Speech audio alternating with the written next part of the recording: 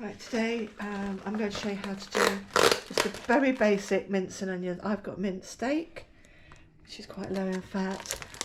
You can use whatever mince you like. You can use pork or lamb, absolutely entirely up to you. Okay, so pop that in the pan. This is one of the only meats that you have to pre-brown, really, fry it off before you put it in the slow cooker, unless you're doing a meatloaf, which is a completely different thing. Okay, so breaking it up, put it on reasonably high. And to this, I've chopped a large onion, just roughly chopped it, and I'm going to add that to the mince as well. Now all I'm going to do is fry my mince off and combine my ingredients, and then I'm going to pop it in the slow cooker and let the slow cooker do its magic.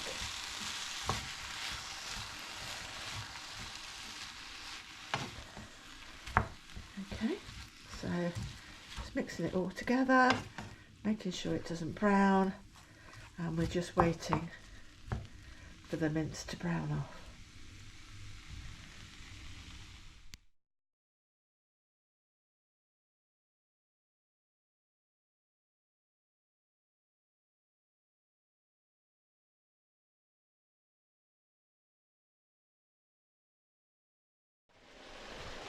Okay, so that's my mince browned off. I've used a low fat mince, and you'll see there's a little bit of juice but not much fat. If you've used a different kind of mince, one with a higher fat content, you might want to drain it first, but please don't drain all the liquid off or all the fat off, because that's where the flavour is. But obviously you don't want it swimming in fat. A top tip when you're first doing this, if you're new to draining the fat off things, it's very easy just to do that and end up tipping your mince down the sink or in the bowl or whatever. What I would do is do that and spoon your liquid or fat out, okay? And that's just a foolproof way of doing it if you're new to cooking. Okay, so to this I am going to add a sprinkle of mixed herbs, dash of Worcester sauce,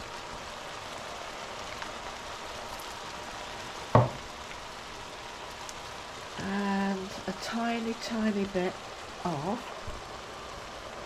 tomato puree, just to give it a little bit of depth of flavour. Okay, so mix all that in. May not look a lot, but believe me, when it's cooked and matured, I always keep mine a couple of days because the flavour does develop hugely, and you'll find it's so much better after keeping a couple of days. So, done that, cooking away nicely.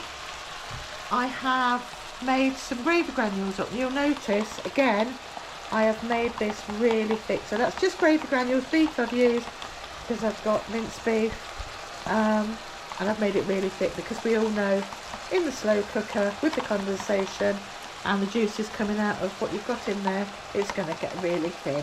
So if you use it like this, it may look really thick and you may think, oh, I don't want mine that thick, but actually when it's cooked it's absolutely perfect. Okay, so pop that in there.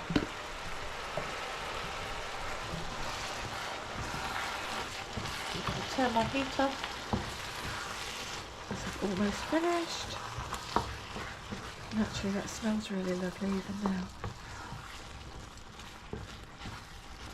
Combine that all together like that. You can see now, even with the juices coming out of the mince, it is as thick as it was when it first went in. Okay, so now I'm ready to transfer this to my slow cooker.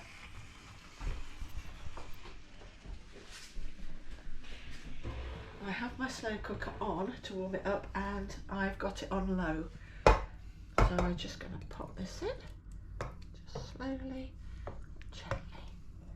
There we go. That smells lovely already, actually. There we go. I'm going to leave this overnight. Just pop the lid on, couldn't be simpler. I've got it on low because I'm going to leave it overnight. Okay, and we'll see what that is like in the morning. So this has been cooking all night. I'm just going to lift the lid so it'll probably steam up. Ooh. And as you can see, it's absolutely rich and gorgeous. Absolutely lovely. It smells amazing. So what I'm going to do now is switch it off, let it cool down, and what I do is put it in a covered bowl or Tupperware container with the lid on when it's completely cool. I keep mine for like 2 or 3 days, and the flavours just bond together and blend together, and it's really, really amazing. If you want to split it, you can have half like this and the other half you can put a tin of baked beans with, and that always works really well. So you can put your beans in the microwave, heat them up, mix it with the rest of it when you're heating them up. Absolutely stretches it a bit further as well. So just another top tip. Enjoy.